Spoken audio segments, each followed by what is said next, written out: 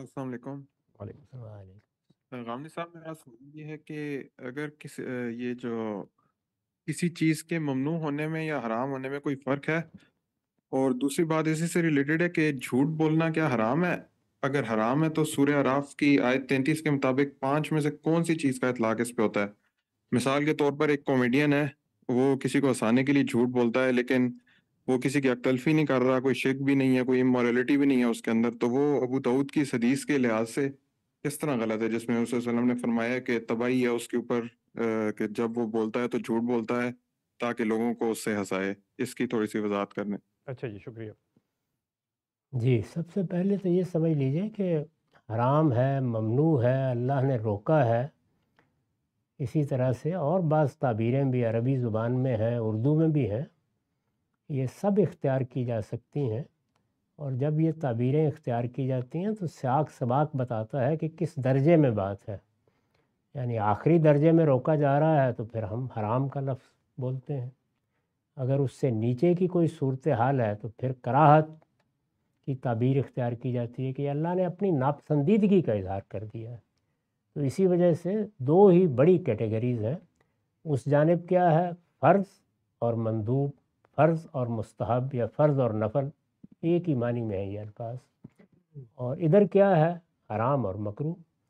تو بڑی چیزیں تو یہی ہیں، باقی یہ کہ ہمارے فقہا نے ان کے بھی پھر کچھ درجے طے کرنے کی کوشش کی ہے، میرے خیال میں اس کی کوئی ضرورت نہیں ہے۔ چیزیں یا آخری درجے میں ممنوع ہوتی ہیں انہیں آپ حرام کہہ لیں، ممنوع کہہ لیں، جو لفظ چاہے اختیار کر لیں، یا وہ ناپسندیدہ ہوتی ہیں۔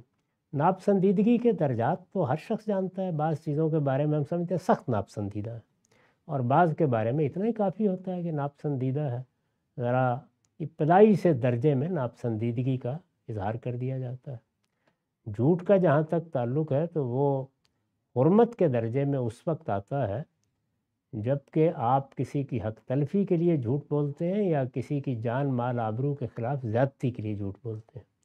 اس سے نیچے جب جھوٹ سے روکا جاتا ہے تو یہ سدن للذریعہ ہے، یعنی اگر ایک آدمی لوگوں کو ہنسانے کے لیے جھوٹ بولنے کا عادی ہو جائے گا تو اس کا اندیشہ ہے کہ کسی دن کسی سنجیدہ معاملے میں بھی جھوٹ بولے گا، تو اس لیے بچنے کی صحیح کرنی چاہیے۔ پورے دین ہی میں یہ دو چیزیں ہوتی ہیں، یعنی ایک وہ جگہ ہے جہاں پہ حرمت واقع ہو رہی ہوتی ہے، اور ایک وہ جگہ ہے کہ جہاں سے بات شروع ہو جاتی ہے، اس میں سد ذریعہ کا اصول ہے۔ جیسے نشہ آور چیزوں کے بارے میں فرمایا کہ جس چیز کی زیادہ مقدار نشہ پیدا کرے اس کے ایک قطرے سے بھی بچو، تو یہ در حقیقت قطرے سے بھی بچنے کی تعلیم ہے جو دی گئی ہے، اور اس سے کوشش کرنی چاہیے۔ باقی رہ گئی یہ بات کہ کسی جگہ مخاطب کو معلوم ہے یہ کہ یہ ہمیں ہنسانے کے لیے بات کر رہے ہیں یا کوئی لطیفہ سنا رہے ہیں، اس پر اس کا اطلاق نہیں ہوتا، یعنی ہنسانے کے ارادے سے آپ بات کر رہے ہیں لیکن دوسرا غلط فہمی میں پڑ سکتا ہے، تو اس میں اجتناب کرنا چاہیے۔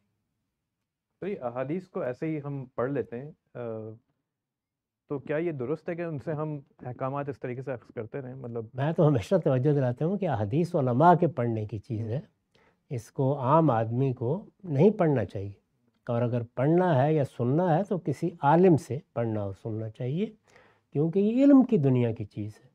عام آدمی کو نہ اس کا مکلف کیا گیا ہے، نہ کبھی اس کی پہلے اشاعت اس زاویے سے کی جاتی تھی۔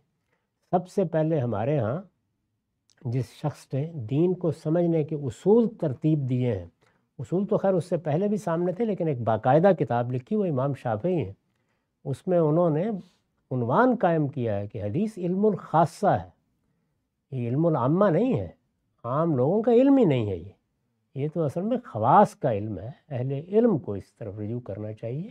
یہ ایسے ہی ہے جیسے کہ ایک دین کا عالم اپنے سے پہلے کے علماء کی چیزیں پڑھتا ہے۔ کوئی آدمی اگر مثال کے طور پر قرآن کی تفسیر کرنے بیٹھ گیا ہے اور اس کو کچھ پتہ نہیں کہ صاحب کشاف نے کیا لکھا ہے، رازی نے کیا لکھا ہے، ابن کثیر نے کیا لکھا ہے، تو اس کو تنبیہ کی جائے گی کہ تم آج نہیں پیدا ہوئے ہو، اس سے پیچھے علم کی ایک پوری روایت ہے، اس سے تمہیں واقف ہونا چاہیے۔ اس میں ظاہر ہے کہ سر عنوان رسالت مآب صلی اللہ علیہ وسلم کا علم ہے، تو وہ کیسے اس سے بے نیاز ہو سکتا ہے؟ تو یہ علماء کی چیز ہے، عام لوگوں کو اس طرح الگ الگ جملے نہیں پڑھنے چاہیے، اگر پڑھنا ہو تو پھر کسی صاحب علم کی ہدایت کے مطابق پڑھیے۔ بہت شکریہ سر۔